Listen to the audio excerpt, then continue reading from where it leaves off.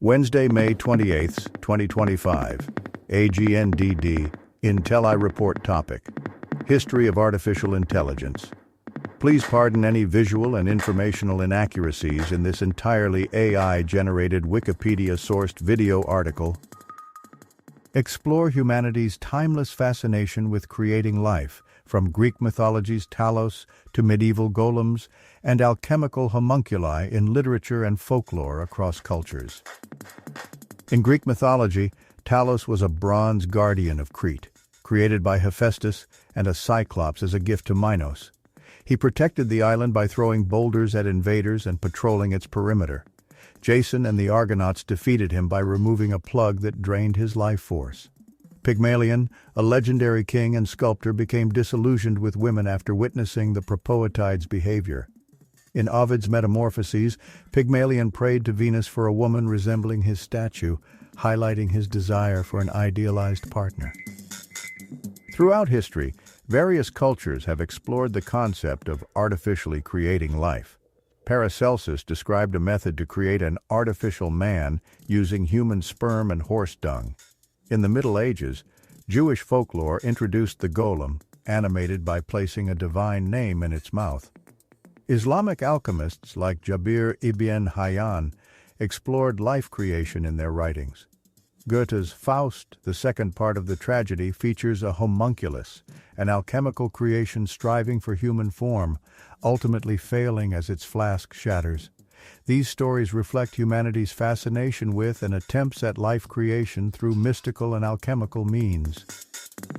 In the 19th century, the theme of artificial men and thinking machines gained popularity in fiction, with works like Mary Shelley's Frankenstein and Karl Capek's Aurore, exploring artificial life. Speculative essays by Samuel Butler and Edgar Allan Poe also reflected society's fascination with machines possessing artificial intelligence. This interest continues in modern science fiction. Throughout history, various civilizations have crafted realistic humanoid automata, with notable figures including Jan Schur, hero of Alexandria, and Al-Jazari. Ancient Egypt and Greece had sacred statues believed to possess wisdom and emotion. Legends persisted into the early modern period, with automata said to answer questions.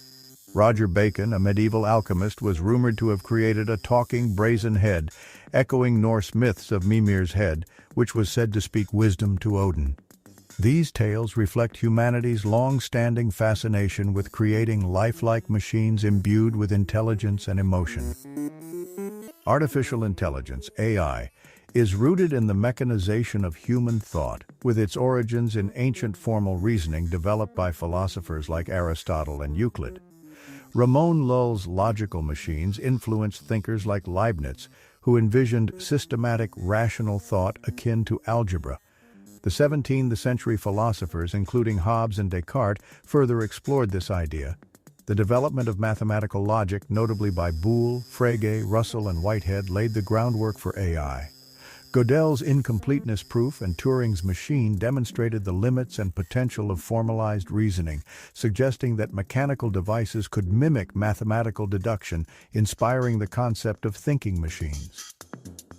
Throughout history, various individuals like Gottfried Leibniz, Charles Babbage, and others contributed to the development of calculating machines. Ada Lovelace speculated on Babbage's machine as a potential thinking device, but cautioned against overestimating its capabilities. The first modern computers emerged during World War II, including Konrad Zus's Z3 and ENIAC, which was heavily influenced by Alan Turing's theoretical work and developed by John von Neumann. ENIAC became particularly influential in the evolution of computing technology.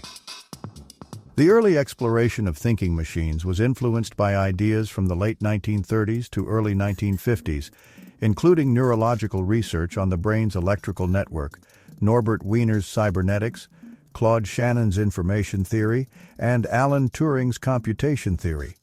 These concepts suggested the feasibility of creating an electronic brain. In the 40s and 50s, scientists from diverse fields like mathematics, psychology, and engineering pursued research crucial to AI development. Alan Turing notably investigated machine intelligence, leading to the establishment of artificial intelligence as an academic discipline in 1956. In 1950, Turing published a pivotal paper, Computing Machinery and Intelligence, exploring the potential for machines to think. He introduced the Turing test, suggesting that if a machine could engage in a conversation indistinguishable from a human's, it could be considered thinking. This approach simplified defining thinking and made a compelling case for the plausibility of thinking machines, addressing common objections. The Turing test became the first significant proposal in AI philosophy, laying foundational ideas for future AI development. Donald Hebb, a Canadian psychologist, significantly influenced modern neuroscience with his work on learning, memory, and neural plasticity.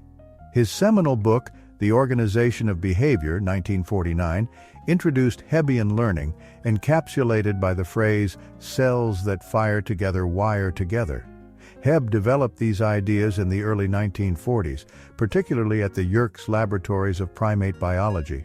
Despite delays due to World War II and academic shifts, his book eventually became a cornerstone in neuroscience and machine learning, synthesizing psychological and neurophysiological principles. Initially, his work seemed less groundbreaking due to contemporaneous publications by peers. In 1943, Walter Pitts and Warren McCulloch introduced the concept of neural networks by analyzing networks of idealized artificial neurons capable of performing simple logical functions. Their work, influenced by Turing's 1936 paper, laid the groundwork for future research in neural networks. Marvin Minsky, inspired by their work, built the first neural net machine, the SNARK, with Dean Edmonds in 1951. Minsky later became a pivotal figure in the field of artificial intelligence. In the early 1950s, Christopher Strachey and Dietrich Prinz developed programs for checkers and chess, respectively, using the Ferranti Mark I at the University of Manchester. Arthur Samuel's checkers program, highlighted in his 1959 paper, demonstrated early machine learning capabilities by reaching a level where it could compete with amateur players. This marked one of the first instances of machine learning, with game AI becoming a benchmark for AI progress over time. In the mid-1950s, scientists realized that computers could manipulate symbols, potentially mimicking human thought. In 1955, Alan Newell, Herbert A. Simon, and J.C. Shaw developed the logic theorist, which proved 38 theorems from Russell and Whitehead's Principia Mathematica and offered new proofs. Simon claimed this solved the mind-body problem, showing how matter could embody mind-like properties. This symbolic reasoning approach became central to AI research and funding until the mid-90s and inspired the cognitive revolution. The 1956 Dartmouth Workshop, organized by Marvin Minsky and John McCarthy, marked the formal beginning of AI as an academic field. Supported by Claude Shannon and Nathan Rochester, the event introduced the term artificial intelligence, coined by McCarthy. The workshop aimed to explore the idea that machines could simulate every aspect of intelligence. Key participants included Ray Solomonoff, Oliver Selfridge, Trenchard Moore, Arthur Samuel, Alan Newell, and Herbert A. Simon, who showcased the logic theorist. This event established AI's name, mission, and foundational figures, and is considered the birth of AI. In 1956, a pivotal meeting at MIT marked the beginning of the cognitive revolution, integrating psychology, linguistics, and computer science. Key presentations included Newell and Simon's Logic Theorist, Chomsky's Generative Grammar, and Miller's insights on cognitive limits. This interdisciplinary shift led to the development of symbolic AI, generative linguistics, and cognitive science, emphasizing the study of mental objects like thoughts and memories. These concepts, previously dismissed by behaviorism, became central to AI research and funding, fostering collaboration across fields and advancing our understanding of cognitive processes. Following the Dartmouth Workshop, AI programs amazed many by solving algebra problems, proving geometry theorems, and learning English, feats previously deemed impossible for machines. Researchers were highly optimistic, predicting the creation of a fully intelligent machine within 20 years. This enthusiasm led to significant funding from agencies like DARPA and the establishment of AI labs at various universities in the US and UK during the late 1950s and early 1960s. The late 1950s and 1960s saw several influential programs and new directions. These initiatives significantly shaped various fields, driving innovation and progress. Early AI programs used a basic algorithm to achieve goals by navigating through a maze-like process, backtracking at dead ends. The challenge was the combinatorial explosion of possible paths. Researchers used heuristics to narrow the search space. Newell and Simon's general problem solver aimed to generalize this approach. Other programs like Galerner's geometry theorem prover and Slagle's symbolic automatic integrator tackled geometry and algebra problems. The STRIP system at Stanford planned actions for the robot Shaky by searching through goals and sub-goals, showcasing the potential of AI in problem-solving and planning. AI research aims to enable computers to communicate in natural languages. Early successes include Daniel Bobrow's Student, which solved algebra word problems, and Ross Quillian's semantic net, representing concepts and their relationships. Roger Shank's conceptual dependency theory further advanced semantic nets. Joseph Weizenbaum's ELIZA, the first chatbot, could engage in realistic conversations, sometimes fooling users into thinking it was human. However, ELIZA used simple canned responses and rephrased inputs with basic grammar rules, demonstrating early natural language processing capabilities. In the late 60s, Marvin Minsky and Seymour Papert advocated for AI research to focus on micro-worlds, simplified environments like the blocks world, to better understand basic principles. This approach led to significant advancements in machine vision and AI, with contributions from researchers like Gerald Sussman, Adolfo Guzman, and David Waltz, who developed constraint propagation. Patrick Winston and others advanced the field further, while Minsky and Papert created a robot arm to interact with the blocks. Terry Winograd's Sure-de-Lou demonstrated the ability to communicate, plan, and execute tasks in ordinary English within this micro-world. In the 1960s, AI research funding favored symbolic AI, but some pursued neural networks. Frank Rosenblatt introduced the perceptron in 1958, predicting its future capabilities. Despite early optimism, neural network research faced funding challenges due to limited results and competition from symbolic AI. Projects like Minos, funded by the U.S. Army, struggled and ceased by 1966. Minsky and Papert's 1969 book highlighted perceptron limitations, halting neural network funding for a decade. Researchers shifted focus, but the discovery of backpropagation in the 1980s revived interest, leading to the success of neural networks in the 21st century, fulfilling Rosenblatt's predictions. Early AI researchers made bold predictions about the future capabilities of artificial intelligence. In 1958, H.A. Simon and Alan Newell predicted that a computer would become the world's chess champion and discover new mathematical theorems within 10 years. By 1965, Simon believed machines would be able to perform any human task within 20 years. Marvin Minsky, in 1967, anticipated that the problem of creating artificial intelligence would be substantially solved within a generation, and by 1970, he predicted that machines with human-level intelligence would emerge within 3 to 8 years. These predictions were overly optimistic. In 1963, MIT received a $2.2 million grant from ARPA to fund Project Mac, incorporating the AI group founded by Minsky and McCarthy. DARPA provided $3 million annually until the 70s, also supporting AI programs at Carnegie Mellon and Stanford. Edinburgh University established an AI lab in 1965. These institutions became key AI research centers. ARPA's director, J.C.R. Licklider, advocated for funding people over projects, fostering a creative environment at MIT and spawning hacker culture. However, this flexible approach was eventually curtailed. In the 1970s, AI faced critiques and financial setbacks due to unmet high expectations and insufficient techniques. Despite reduced funding for major labs, the field continued to grow, with increased public interest and a surge in researchers exploring new ideas. Historian Thomas Hay argued there was no AI winter, and researcher Niels Nilsson described the era as an exciting time for AI development.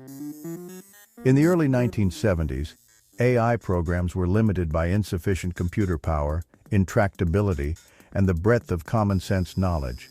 Computers lacked the memory and processing speed for complex tasks, exemplified by Ross Quillian's limited vocabulary work. Hans Moravec noted AI's dependence on computer power, akin to horsepower for flight. Richard Karp highlighted the exponential time required for solving complex problems, limiting AI scalability. Moravec's paradox revealed AI's struggle with simple tasks like facial recognition. AI needed vast common-sense knowledge, which was unattainable then. Representing common-sense reasoning and formal logic proved challenging due to its inherently imprecise nature. In the late 20th century, AI research faced significant funding cuts from major agencies like the British government, DARPA, and the NRC due to dissatisfaction with progress. Reports like ALPAC and the Lighthill Report criticized AI's inability to meet ambitious goals, leading to reduced support. DARPA shifted focus to mission-oriented projects post-Mansfield Amendment, affecting major labs like MIT, Stanford, CMU, and Edinburgh. Hans Moravec attributed the crisis to exaggerated predictions by researchers. Despite these setbacks, the broader AI research community outside these institutions remained largely unaffected by the funding reductions. Philosophers like John Lucas, Hubert Dreyfus, and John Searle critiqued AI, arguing that it couldn't replicate human understanding or reasoning. Lucas cited Gödel's theorem to claim computers couldn't grasp certain truths, while Dreyfus emphasized human reasoning's reliance on instinct rather than symbol processing. Searle's Chinese room argument suggested AI lacked true understanding. These critiques were largely dismissed by AI researchers focused on technical challenges. Joseph Weizenbaum, creator of ELIZA, also criticized AI's ethical implications, especially after Kenneth Colby used ELIZA for psychotherapy without proper credit. Weizenbaum's 1976 book warned against AI's potential to devalue human life. Logic was introduced into AI by John McCarthy in 1958. J. Allen Robinson's 1963 resolution and unification algorithm enabled deduction on computers, but early implementations were inefficient. In the 1970s, Robert Kowalski's approach led to the creation of Prolog, a logic programming language using horn clauses for tractable computation. Prolog influenced expert systems and cognitive theories.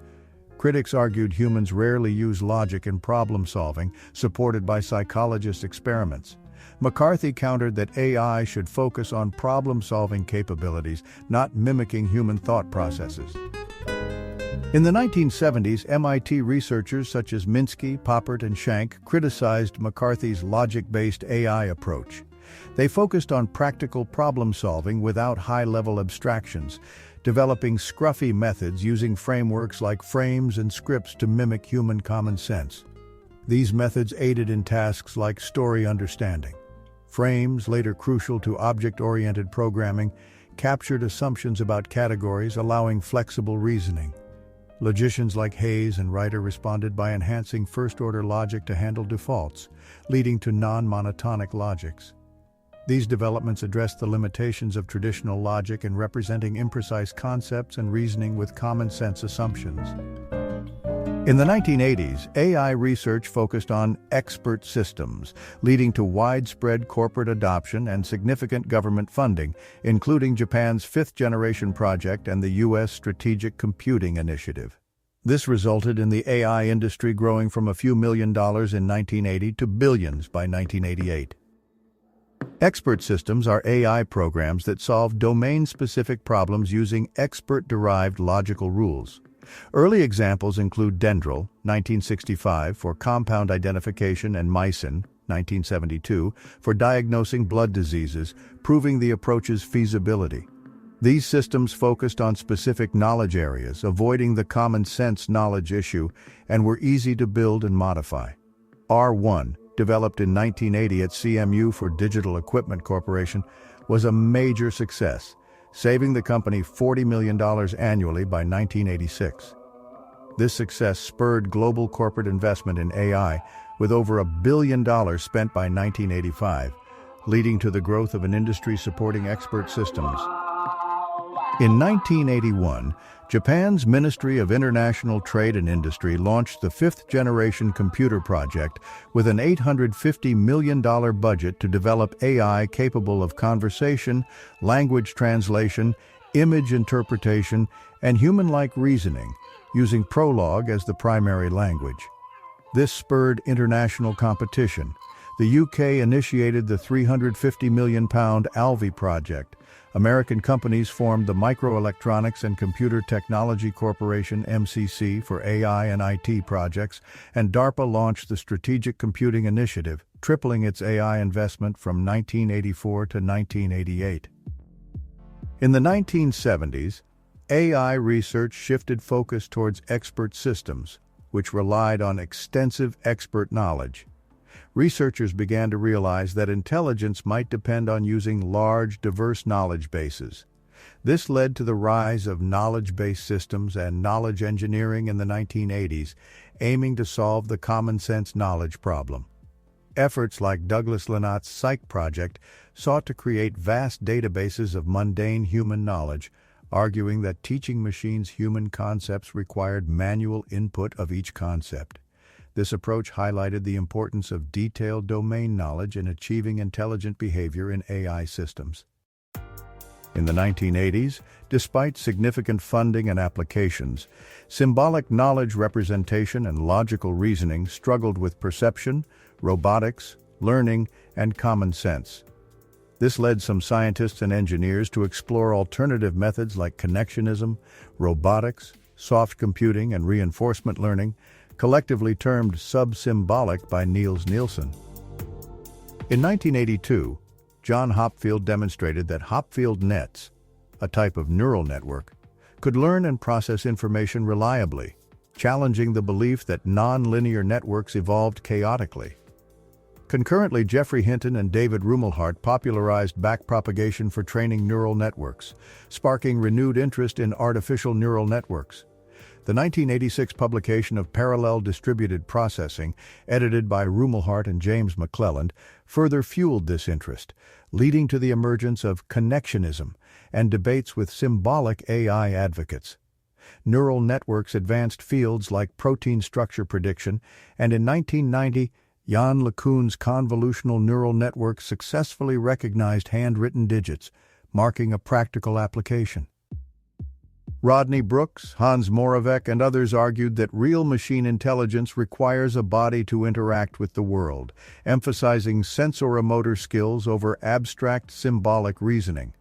They advocated for building intelligence from the bottom up, focusing on perception, mobility, and survival without symbolic representation. David Marr, a precursor to this idea, stressed understanding vision's physical machinery before symbolic processing. Brooks's 1990 paper challenged the physical symbol system hypothesis, suggesting the world itself is the best model. In the 1980s and 1990s, many cognitive scientists supported the embodied mind thesis, asserting the body's essential role in reasoning.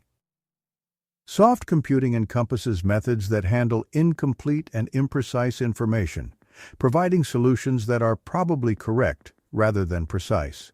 This approach enables the resolution of problems that precise symbolic methods cannot address. Influential works like Judea Pearl's Probabilistic Reasoning in Intelligent Systems and Lofty Zada's Fuzzy Logic have significantly contributed to AI and robotics. Other soft computing methods include evolutionary computation, artificial neural networks, Bayesian networks, and hidden Markov models. These tools, which rely on advanced mathematical techniques, were prominent in AI's subfield computational intelligence during the 1990s and early 2000s.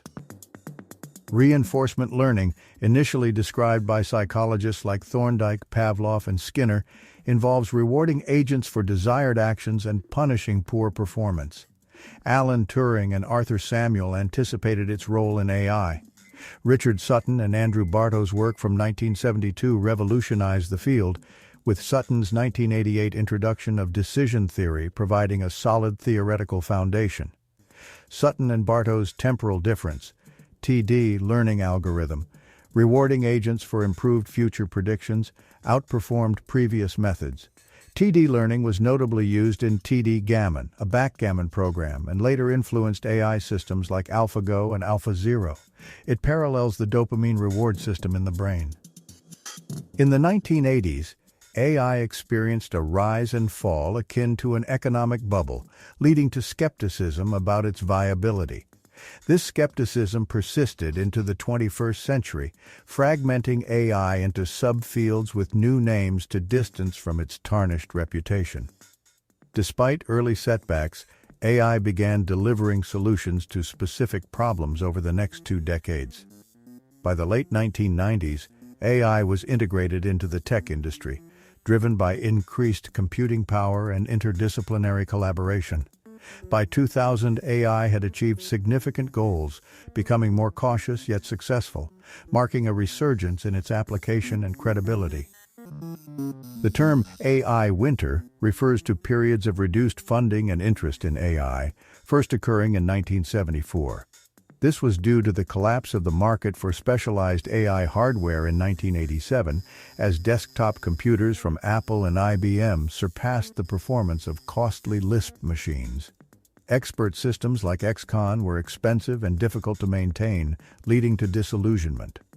The Strategic Computing Initiative also cut AI funding, and Japan's fifth-generation project failed to meet its ambitious goals. By 1993, over 300 AI companies had closed, marking the end of the first commercial AI wave. The future then hinged on neural networks. In the 1990s, AI algorithms started integrating into larger systems, impacting fields like data mining, robotics, and speech recognition. Despite solving complex problems, AI received little recognition, with innovations often rebranded under different names to secure funding and distance from past failures. This rebranding was partly due to the stigma from the AI winter, causing researchers to avoid the term AI to not be seen as overly ambitious. As AI solutions became commonplace, they lost their AI label, as noted by Nick Bostrom, highlighting a shift in perception where practical applications overshadowed the AI origin. In the 1990s and 2000s, AI research increasingly utilized sophisticated mathematical tools, such as neural networks and probabilistic reasoning, integrating methods from fields like statistics and engineering. This shift allowed for greater collaboration and measurable results, making AI a more rigorous scientific discipline. Researchers focused on solving specific, verifiable problems, leading to practical tools and advancements in machine learning, perception, and mobility, rather than speculative future applications. This approach, sometimes criticized as narrow AI, contributed significantly to the field's progress and success during this period. The intelligent agents paradigm, widely accepted in the 1990s, emerged when concepts from decision theory and economics were integrated into AI research by figures like Judea Pearl and Alan Newell. This paradigm defines an intelligent agent as a system that perceives its environment and acts to maximize success, encompassing everything from simple programs to humans and organizations. It broadened AI research beyond human intelligence to all forms of intelligence, allowing researchers to focus on isolated problems and diverse methods with the potential to contribute to a comprehensive agent architecture capable of general intelligence. In the late 20th and early 21st centuries, significant milestones in artificial intelligence were achieved through the application of engineering skill and the rapid advancement of computer speed and capacity. Deep Blue defeated world chess champion Garry Kasparov in 1997, and Stanford and CMU teams won DARPA challenges in autonomous driving in 2005 and 2007, respectively. These achievements were not due to new paradigms, but rather the exponential growth in computing power, as predicted by Moore's law, which states that computer speed and memory capacity double every 2 years, overcoming the fundamental challenge of raw computing power. In the early 21st century, advancements in big data, computing power, and machine learning, especially deep learning, significantly enhanced AI's capabilities across various domains. By 2016, the AI market had grown to over $8 billion, with interest reaching a peak. Despite these advancements, concerns arose about the neglect of developing versatile, fully intelligent machines, leading to the establishment of organizations like OpenAI and DeepMind focused on artificial general intelligence, AGI. Concurrently, discussions about AI's potential existential threats gained traction, prompting serious academic research into the risks and unintended consequences of AI technology post-2016. The success of machine learning in the 2000s was driven by the availability of vast training data and faster computers. Key developments included curated datasets like labeled faces in the wild and ImageNet, which provided essential training and benchmarks for AI systems. Google's Word2 VC, released in 2013, significantly advanced language models by using internet-sourced text data. The Internet's growth enabled access to extensive text and image data, contributing to the era of big data.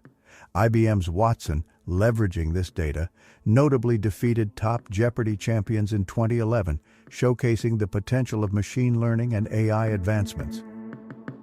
In 2012, AlexNet, a deep learning model by Alex Krzyzewski, revolutionized image recognition by winning the ImageNet challenge with fewer errors than competitors. This marked a shift towards deep learning, which uses a multi-layer perceptron architecture. Although known since the 60s, its success relied on powerful hardware and vast data, unlike previous methods needing complex handcrafted features. Deep learning's simplicity and versatility led to significant performance improvements across various fields, including speech recognition and medical diagnosis, sparking increased investment and interest in AI. In the 2000s, discussions on AI's future resurfaced, with some viewing superintelligent machines optimistically like Ray Kurzweil, while others like Nick Bostrom warned of existential threats. AI's goals, if misaligned, could harm humanity, leading to the value alignment problem. Unintended consequences of AI, such as racial bias in algorithms and the 2008 economic crash, raised concerns. The 2016 election highlighted issues like misinformation and data misuse, prompting increased focus on AI fairness and alignment. This led to more research, funding, and academic study on mitigating AI risks and aligning machine goals with human values. In the early 2000s, concerns arose about AI's focus on narrow applications, diverging from its original goal of creating versatile intelligence. Critics like Niels Nielsen and AI pioneers John McCarthy and Marvin Minsky highlighted this issue. Ben Goertzel coined artificial general intelligence, AGI, for the new subfield, which gained momentum with neural network success. Companies like DeepMind, founded in 2010, aim to develop AGI while addressing safety concerns. Google acquired DeepMind and Geoffrey Hinton's team, sparking debates about AI's risks. Elon Musk founded OpenAI in 2015, which later became for-profit with Microsoft's support. In 2021, Anthropic was formed by former OpenAI scientists prioritizing safety. The AI boom began with the creation of pivotal architectures like the Transformer in 2017, which enabled the development of large language models, LLMs, that mimic human-like traits such as knowledge, attention, and creativity. This new era of AI gained momentum in 2020 with the public release of scaled LLMs, including ChatGPT, marking a significant advancement in AI capabilities. In 2017, Google introduced the Transformer architecture, which uses an attention mechanism and is foundational for large language models.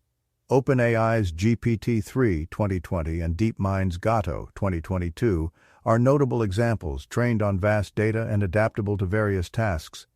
These models raise questions about achieving artificial general intelligence, AGI. Initially skeptical, Bill Gates was convinced of their potential after a demonstration of ChatGPT-4. In 2023, Microsoft research suggested these models could be early forms of AGI.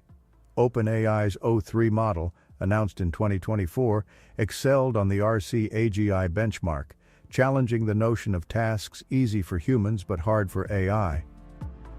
Investment in AI surged after 2020, with generative AI funding notably increasing. From 2014 to 2021, AI investments grew from $18 billion to $119 billion, with the U.S. leading in venture capital, startups, and patents. American big tech dominated the AI scene, with OpenAI valued at $86 billion by 2024, and NVIDIA becoming the largest company by market capitalization at $3.3 trillion due to high demand for AI GPUs. 15.ai, launched in 2020, gained attention for its ability to clone voices with minimal data, popularizing AI voice synthesis in creative content. ChatGPT, launched on November 30, 2022, quickly became the fastest-growing consumer software, reaching 100 million users in 2 months. Its success in engaging conversations and generating content spurred rapid adoption across sectors and prompted tech giants like Google and Microsoft to respond with their own AI developments. The swift rise of AI technologies led to debates about their societal impacts, with some experts calling for a pause in AI advancement due to potential risks. By mid-2024, financial scrutiny grew over AI companies' valuations and profitability, drawing parallels to past tech bubbles. Meanwhile, Anthropic's Claude 3 model showed significant advancements in AI capabilities. In 2024, the Nobel Prizes recognized significant contributions to artificial intelligence. In physics, John Hopfield was honored for his work on Hopfield networks, and Geoffrey Hinton for his contributions to Boltzmann machines and deep learning. In chemistry, David Baker, Demis Hassabis, and John Jumper were awarded for their advancements in protein folding predictions, notably through AlphaFold. In January 2025, OpenAI introduced ChatGPT Gov, an AI tailored for secure use by U.S. government agencies, available on Microsoft Azure or Azure Government Cloud. This allows agencies to manage security and compliance, adhering to frameworks like IL5 and FedRAMP High. Concurrently, Stargate LLC, a joint venture by OpenAI, SoftBank, Oracle, and MGX, announced a $500 billion investment in U.S. AI infrastructure by 2029, starting with $100 billion. The venture was unveiled by President Donald Trump, with SoftBank CEO Masayoshi Son as chairman. These tales illustrate our enduring quest to transcend natural boundaries, blending myth and science in our pursuit of life creation. What stories will the future hold? Thank you for watching this AGNDD intelliReport, dear viewers. Like, subscribe, and click the bell button to get notified during new uploads. And make sure to tune in next time. Stay safe and healthy. Cheers.